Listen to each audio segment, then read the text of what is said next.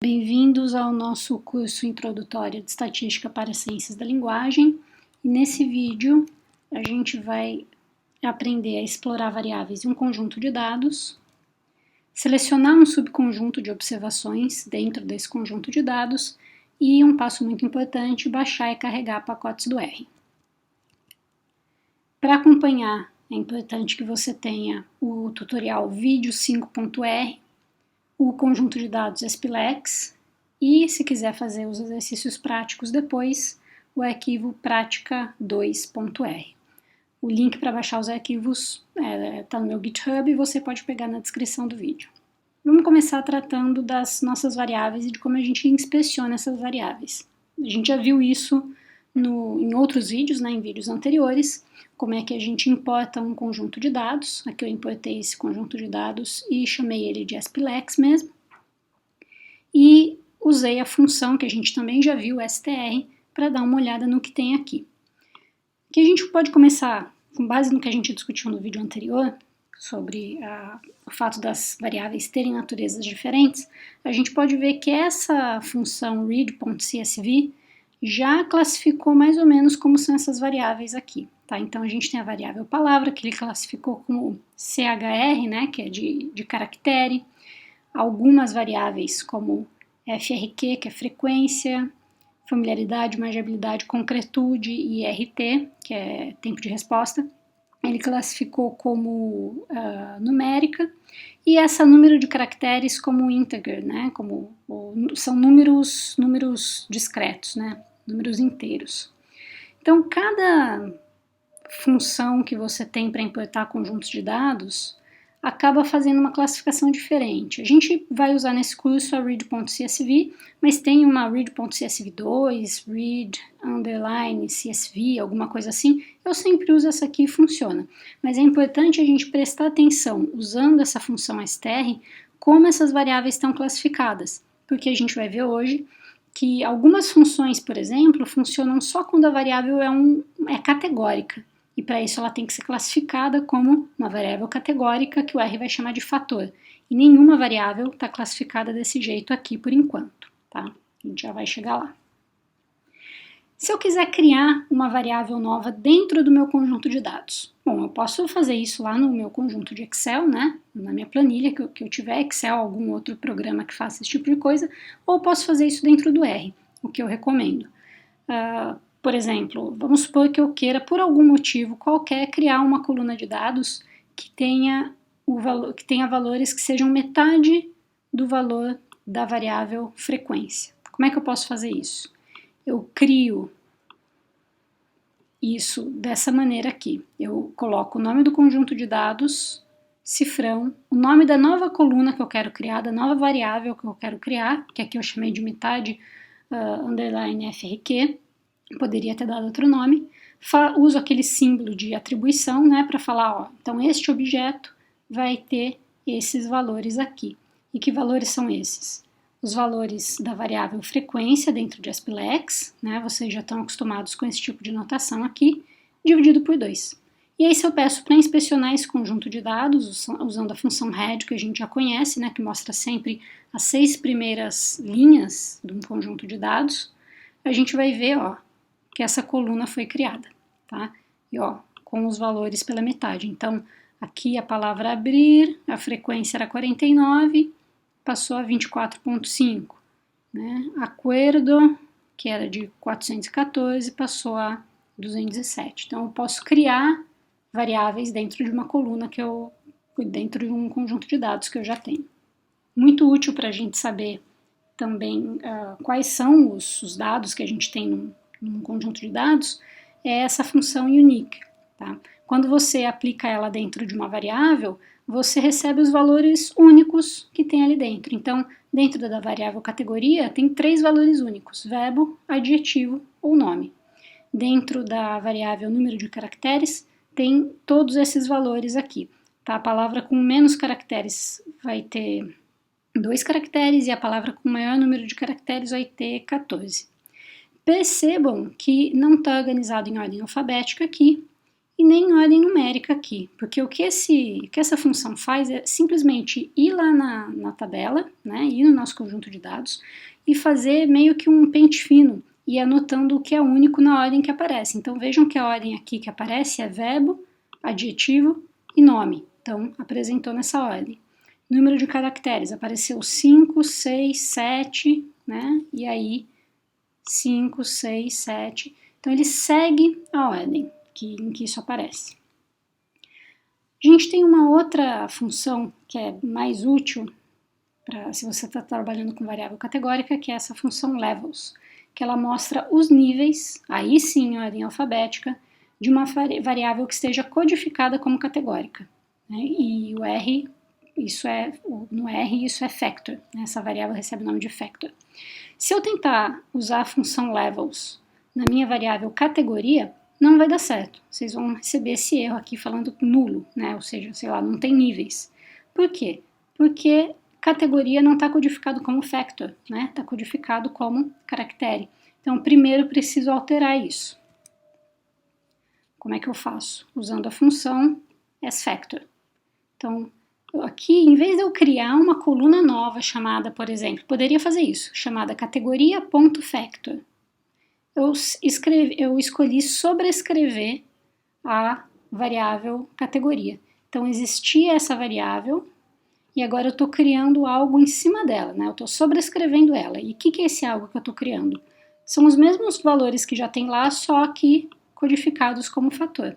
E aí, se eu peço para ver agora os níveis dessa categoria, ele me dá aqui em ordem alfabética já, porque ele está entendendo que isso aqui é um fator e é um fator com 3 níveis. O que eu recomendo é sempre que você for começar uma análise em que você tem variáveis que sejam categóricas, dá uma olhada no unique para ver se está tudo classificado da mesma maneira. Vamos supor que em algum lugar você escreveu adjetivo sem o E, né? E aí vai ter adjetivo, nome, verbo e sem o E aqui, né? Ativo, vai estar escrito errado. Então, unique é muito bom para ver os valores únicos, para encontrar esses errinhos, e aí se você for tratar como variável categórica na sua análise de dados, é bom já fazer essa conversão aqui, porque algumas funções que a gente vai usar daqui para frente pedem para que a operação daquela função seja aplicada em cima de um fator, em cima de uma variável categórica. Então a gente vai usar bastante isso daqui, ok? Certo, e agora a gente vai aprender a selecionar variáveis e filtrar observações. Isso é muito importante, acho que quem trabalha com corpus já deve ter percebido isso, que às vezes a gente tem um super conjunto de dados, essa aqui é a minha pasta do meu mestrado, você tem um super conjunto de dados e por algum motivo você tem que analisar só uma parte daquilo. Como é que a gente pode fazer isso? Eu posso criar várias planilhas, né? Isso aqui foi o que eu fiz no meu mestrado e eu não tenho a menor ideia do que isso significa. E veja que isso não está nem dentro da pasta que chama não sei o que são esses arquivos, ou seja, em algum momento eu soube o que era isso aqui. Mas, por exemplo, dados 4P, que é isso? Né? Que subconjunto de dados é esse? Eu não sei. De repente eu tive que jogar fora algum dado de algum sujeito que eu chamei 4P, não sei, por algum motivo, sei lá, ele dormiu fazendo experimento, e aí eu não sei o que aconteceu aqui. Por quê? Porque como isso não está organizado num código, eu fui criando todas essas planilhas aqui, eu não tenho acesso a como eu tomei essas decisões. E no R você pode ir fazendo isso. A gente tem funções que ajudam a fazer filtragem de dados e você pode ir filtrando e comentando. Então você pode falar assim, apagar conjuntos de dados de tal texto ou de tal participante, por quê? E aí justifica o porquê.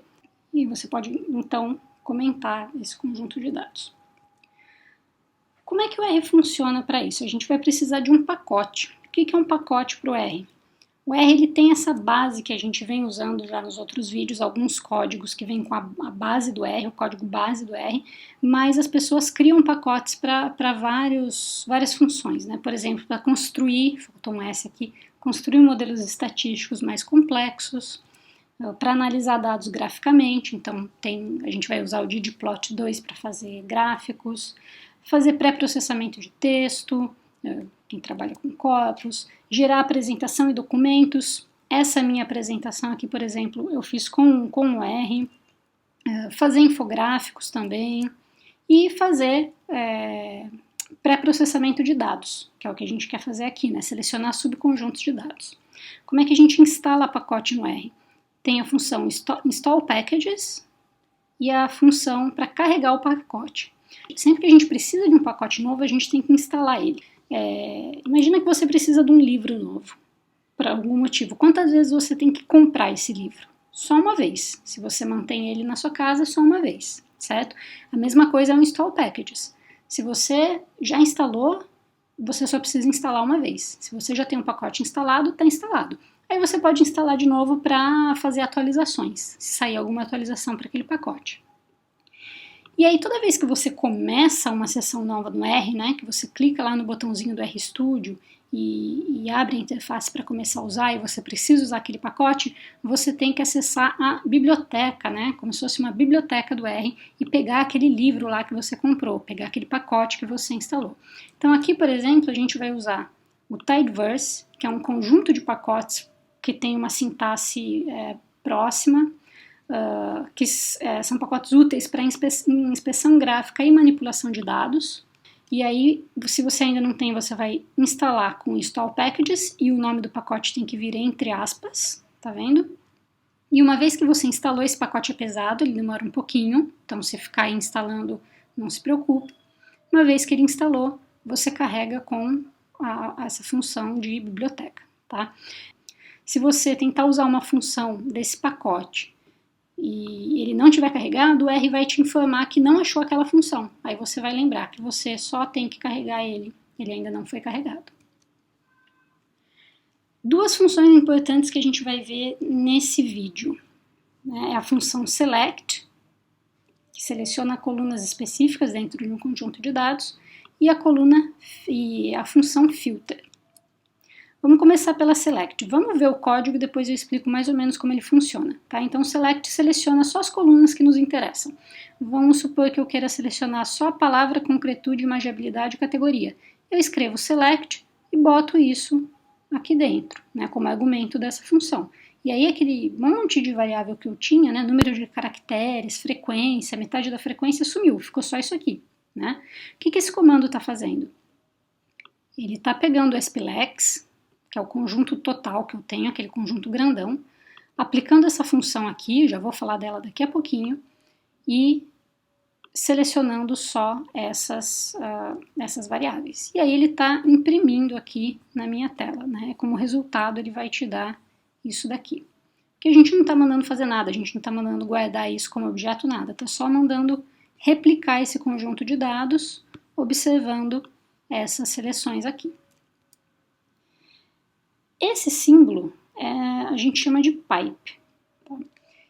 Ele serve para levar o resultado de um comando da linha 1 para a linha 2. Então, tudo que resultar de uma linha, da operação de uma linha, vai ser o input para ser usado na linha de baixo. Então, vamos olhar aqui, a linha 1 fez o quê? Simplesmente mandou imprimir o conjunto de dados SPLEX, mais nada. E aí, esse resultado, que é esse conjunto de dados todo, ele vai pegar e vai selecionar essas colunas aqui embaixo, ok? Tem uma outra, se estiver complicado, continue que daqui a pouco vai ficar mais claro. Tem uma outra função que chama filter, que ela filtra observações. Então, vamos supor que você só queira observações de nome ou verbo, você não quer ver os adjetivos. Como é que você pode fazer isso? Usando a função filter, você diz que só quer aquilo que a categoria é igual a nome, ou, isso aqui é o operador ou, essa barra vertical, ou categoria é igual a verbo. Perceba que nome e verbo está entre aspas. Tem que estar sempre entre aspas se você está lidando com uma variável que é um fator, tá? Uma variável categórica. Então, o que ele está fazendo aqui? Linha 1, o resultado é imprima todo o conjunto SPLEX. Esse vai ser o input do segundo comando, que vai ser, agora você pega isso que você imprimiu e seleciona só aquilo que em categoria é igual a nome ou categoria igual a verbo. E aí vocês vão ver que aqui embaixo, ó, não está aparecendo nenhuma linha de adjetivo, certo? Percebam também que o igual está repetido 2 vezes. Categoria igual igual, categoria igual igual, tá? Vou falar disso mais pra frente, mas saibam que se der algum erro, vocês têm que conferir aí se vocês lembraram de colocar o igual 2 vezes. Agora acho que vai ficar mais fácil entender o que é o pipe, porque a gente pode usar o pipe para combinar filter e select numa mesma sequência de comandos. Tá? Então, eu pego o SPLEX, seleciono só a palavra concretude, magiabilidade e categoria, que é a minha linha 2. Ele fez isso. O resultado disso, que é esse subconjunto de dados aqui, vai ser o input disso aqui, que é filtrar por categoria, nome e verbo. O resultado disso vai ser filtrar aquilo que concretude é maior que 3, uma nota maior que 3, tá? Vocês podem ver aqui que em concretude, ó, não vai aparecer nenhuma nota menor que 3, porque eu fiz aquela filtragem. Percebam que aqui o 3 não está entre aspas, porque não é uma variável categórica, né? Concretude, é um valor numérico. Então, eu não precisei colocar esse valor entre aspas, ok? Então, o pipe, ele é muito bom porque ele permite que você vá fazendo todas essas operações, uma depois da outra, de maneira incremental, e vai organizando o seu código. E aí você pode salvar isso, você pode criar um conjunto chamado SPLEX2, por exemplo. Você pode também sobrescrever, você coloca assim, SPLEX igual a, né, e tudo isso aqui. O que vai acontecer? Aquele seu conjunto chamado SPLEX vai ser sobrescrito com com esses novos atributos aqui. Se você não quiser perder aquele conjunto grandão, você cria um objeto novo dentro do seu código chamado SPLEX2. Você vai ver que rodando isso aqui, lá na sua área de environment, no R, isso vai aparecer. Deixa eu abrir aqui. Ó, eu já tenho SPLEX. E aí eu vou vir aqui, ó. Pronto, tá vendo? Criou SPLEX2. A ordem dos comandos numa sequência de pipes importa. Por exemplo, esse código aqui, ele não vai funcionar. Vocês conseguem imaginar o porquê ele não vai funcionar? Vou contar até 3 aqui, para quem quiser pode fazer uma pausa no vídeo, dar uma olhadinha no código e tentar entender por que ele vai retornar uma mensagem de erro, falando que o objeto não é encontrado. Então, 1, 2, 3. O que está acontecendo aqui é o seguinte, eu estou pedindo para ele filtrar por categoria, mas não existe nesse conjunto que eu estou criando a variável categoria, porque eu pedi para selecionar só palavra e concretude, tá? Então, se isso tivesse trocado, primeiro o filter, depois o select, funcionaria. Desse jeito aqui não. Desse jeito o código vai retornar um erro. Vou dar algumas dicas para vocês terem um código mais limpo e alguns conselhos para organizar os estudos, agora que vocês já conseguem manipular de uma forma mais ou menos autônoma um conjunto de dados. Primeiro, aprender esse atalho para não precisar digitar os sinais do pipe manualmente toda vez. No Mac, vocês digitam Shift Command M, em outros sistemas operacionais Shift Ctrl M, e ele cria aquele símbolo do pipe de forma automática, sem você precisar digitar porcentagem, sinal de maior que, porcentagem de novo. Dica 2. É possível continuar o código na mesma linha do pipe. Então, fazer isso aqui, ó, é igual a fazer isso aqui. Eu prefiro fazer desse segundo jeito, porque eu acho que fica mais organizado. Um código por linha, tá? Mas se vocês virem algo assim, algum livro, algum código, é a mesma coisa. Dica 3. Outros tipos de filtragem na função filter. Categoria diferente de nome. Então, em vez de falar quero adjetivo e verbo, eu posso simplesmente falar quero aquilo que é diferente de nome. Aí, em vez de igual, igual, né, eu coloco ponto de exclamação igual. Filtrar tudo que é maior que 3. Tudo que é maior ou igual a 3. Menor que 3. E menor ou igual a 3, tá? Então, você tem todas essas maneiras de fazer filtros aqui no seu pipe, usando a sua função filter. Você também pode criar um vetor e combinar essa função in aqui, quando você precisa filtrar muita coisa. Então vamos supor, a gente vai fazer isso mais adiante no curso, que eu precise de um conjunto de dados que reúna as observações das palavras maneira, situação, problema, união, político e madre.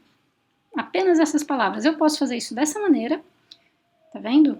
Palavra igual maneira, ou palavra igual situação, ou e assim por diante. Ou eu posso fazer o seguinte, palavra in, né, aquilo que está dentro desse vetor aqui. E aí eu coloco todas as palavras que eu quero aqui dentro, tá? Eu acho assim mais fácil de fazer. E aí, com isso, vem a quinta dica, a mais importante, que é não se desespere. Parece muito código e parece muita coisa para aprender, mas linguagem de programação é meio como aprender um outro idioma, a gente vai aprendendo aos poucos. Aquilo que a gente usa muito, de imediato a gente decora e sabe como usar. Então, provavelmente o filter e o select vai funcionar de forma muito mais automática para vocês. O in, por exemplo, eu sou uma pessoa que toda vez que tenho que usar, preciso pegar algum código antigo meu que eu sei que eu usei lá para copiar, porque eu não lembrava como é que era. Mas uma vez que eu saiba que existe essa possibilidade e mais ou menos como é, e em que código eu já vi, eu vou lá, copio e adapto a uma nova situação. Então não tenham receio de aprender coisas novas e não fiquem assustados se parecer muita coisa, porque o aprendizado se dá mesmo aos poucos. Você pode tentar fazer as atividades práticas referentes a esse vídeo do curso. As informações desse arquivo de prática e do gabarito estão aí na descrição do vídeo. E a gente volta então no próximo vídeo.